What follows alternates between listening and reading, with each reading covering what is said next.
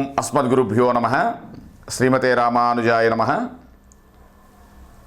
యో నిత్యమచ్యుతపదాంభుజయుగ్మరుక్మా వ్యామోహతస్తదితరాణి తృణాయ మేనే అస్మద్గురోర్భగవతోస్త్యధయేకసింధో రామానుజస్య చరణౌ శరణం ప్రపద్యే. కాశ్యపాన్వయ సంఖ్యాతం నారాయణపదాశ్రితం శ్రీమన్నారాయణం వందే యతీశ్వరశ్రియాజుషం. శ్రీరాఘవం దశరథాత్మజమప్రమేయం సీతాపతిం రఘుకులాన్వయరత్నదీపం ఆజానుబాహుం అరవిందదళాయతాక్షం రామం నిశాచర వినాశకరం నమామి. ప్రియ భగవద్బంధువులందరికీ ఆచార్య మంగళాశాసనములతో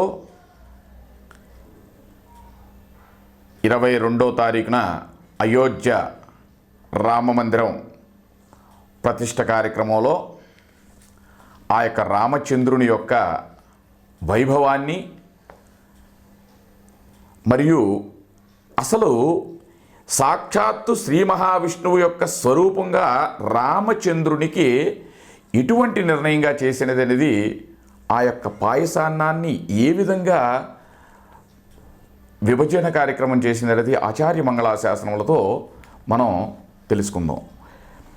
ఈ యొక్క ఈ యొక్క ఋషులందరినీ కూడా జన సంరక్షణకై భగవంతుడైనటువంటి ఆ యొక్క శ్రీ మహావిష్ణువు భూలోకమున అవతరించుటకు సంకల్పించుకున్నటువంటి సమయాన్న స్వర్గ సదృశమైనటువంటి ఆ యొక్క అయోధ్యాపురంలో ఆ యొక్క దశరథ మహారాజు తలపెట్టినటువంటి అశ్వమేధ యాగానికి సకలమైనటువంటి దేవతా పరివారం కూడా వచ్చారంట.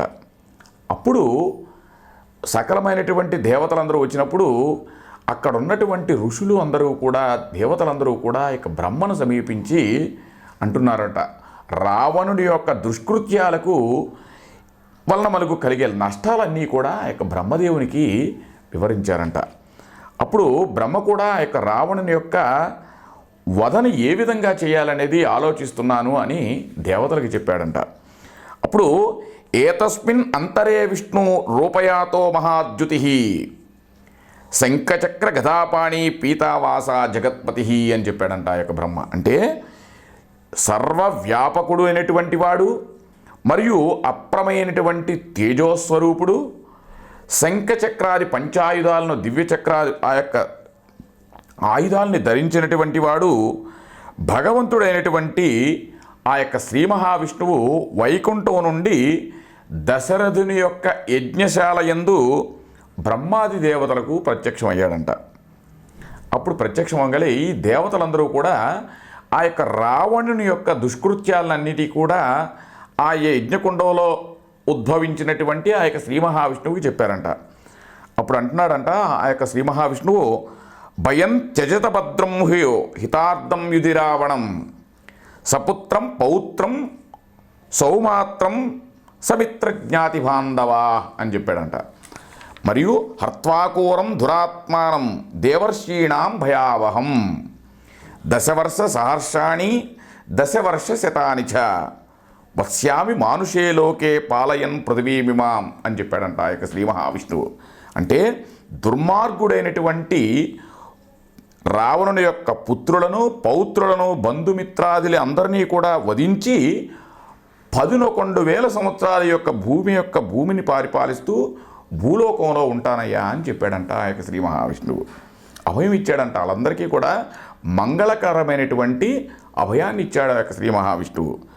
అప్పుడు మానవ రూపమున భూలోకమున అవతరించడానికి సంకల్పించి ముందుగా తన యొక్క పాయసాన్ని ఏ విధంగా విభజించాలి, ఎవరికి ఎలా ఇవ్వాలనేది కూడా 4 రూపాలతో నేను అవతరిస్తాను, ఆ యొక్క దశరథుని యొక్క గృహాన్ని నేను జన్మభూమిగా నిశ్చయించుకుంటున్నాను అని శ్రీ మహావిష్ణువు చెప్పి అక్కడే అంతర్ధానం అయిపోయాడంట. అప్పుడు అనంతరం ఆ యొక్క యజ్ఞకుండంలోనికి దశరథుడు తలపెట్టినటువంటి యజ్ఞకుండం నుండి యజ్ఞపురుషుడు ఒక దివ్యమైనటువంటి తేజస్సుతో ప్రకాశించి దివ్యమైనటువంటి ఆభరణాలతో ఒక పాయసం యొక్క పాత్రను తీసుకొచ్చి దశరథునికి ఇచ్చాడంట. అప్పుడు అంటున్నాడంట, ఇది భగవత్ అనుగ్రహం రూపమైనటువంటి పాయసము, దీన్ని నీ భార్యలచే త్రావింపవయ్యా అని ఏ కోరికతో నీవు పుత్రకామేష్టియాగం చేట్టి తలపెట్టావో ఆ యజ్ఞ యొక్క ఫలాన్ని నీకు అందజేస్తున్నాను అని ఇచ్చాడంట. అప్పుడు ఆ ప్రాజావతి పురుషుడు ఎప్పుడైతే కూడా ఇచ్చి అక్కడే అంతర్ధానం అయిపోయాడంట. అప్పుడు ఆ యొక్క దశరథ మహారాజు తీసుకొచ్చినటువంటి యొక్క పాయసాన్ని దశరథుడు మిక్కిలి ఎంతో ఆదరంగా స్వీకరించి తన భార్య అయినటువంటి కౌసల్య, సుమిత్ర, కైకేయి ముగ్గురికి కూడా వివరించాడు. అందరికీ కూడా ఆ యొక్క పాయసాన్ని ఇచ్చాడు. ఇక్కడే మనం తెలుసుకోవాల్సిన విషయం ఉంది. అంటే సాక్షాత్తుగా శ్రీమన్నారాయణుని అంశే యొక్క శ్రీరామచంద్రుడు అని, మరియు దశరథుడు తన యొక్క జ్యేష్ఠ, కనిష్ట అంటే పెద్దవారు, చిన్నవారు ఏ విధంగా అనేది ఒక విభజన కార్యక్రమంగా చేశాడనేది వాల్మీకి ప్రణీతమైనటువంటి రామాయణంలో మనం తెలుసుకుందాం. అయితే కౌసల్యాయే నరపతి పాయసార్థం దదౌతదా అర్ధం దదౌ చాపి సుమిత్రాయే నరాధిప అని చెప్తుంది. మళ్ళీ కైకేయే చ వశిష్టార్థం దదౌ పుత్రార్థకామయత్ ప్రదదౌ చ వశిష్టార్థం పాయసామృతోపవం అనుచించ సుమిత్రాయై పునరేవ మహీపతి ఏవం తా సాందరో రాజా భార్యాణం పాయసం పృథక్ అని చెప్పింది.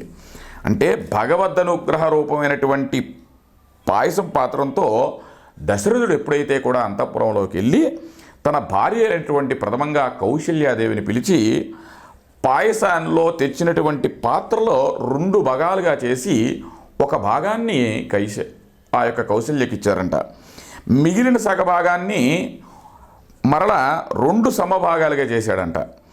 ఒక భాగాన్ని అనగా 4వ భాగాన్ని సుమిత్రకిచ్చి సుమిత్రకి ఇక మిగిలిన పాయసం 2 సమభాగాలుగా చేశారంట. మళ్ళీ అంటే 8వ భాగం కైకేయికి వెళ్ళింది, మిగతా భాగాలన్నీ కూడా సుమిత్రకు వచ్చినాయంట.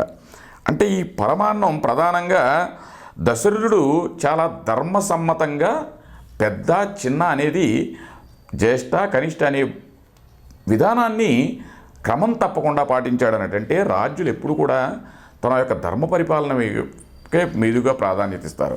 అలాంటి ధర్మపాలన చేశాడు కాబట్టి ఆ యొక్క దశరథుడు ఈ యొక్క విభాగం చేశాడు. అంటే ప్రథమంగా అవడం వాళ్ళ ప్రథమం అవటం చేత కౌశల్యకు, తరువాత సుమిత్రకు, పిమ్మట కైకేయికి ఈ పాయసాన్ని ఇచ్చారంట.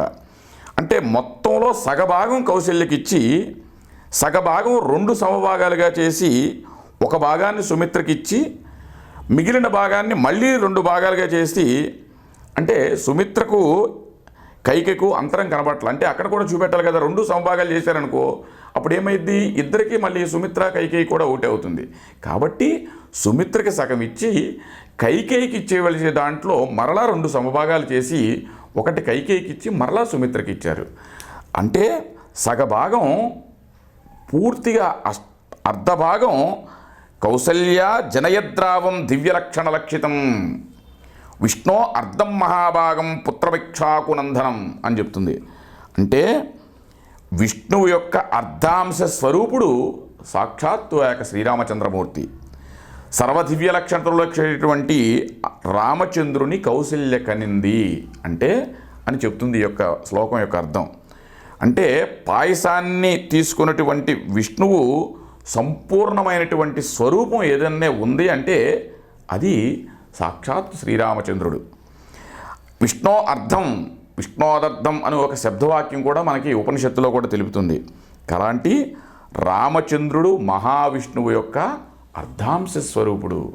కాబట్టి ఆ యొక్క శ్రీ మహావిష్ణువు అంశతో కూడినటువంటి ఆ యొక్క రామచంద్రుని యొక్క విగ్రహ ప్రతిష్ట మనం ఎంతో 22వ తారీఖున మనం అయోధ్యలో ప్రతిష్ట కార్యక్రమం జరుగుతుంది.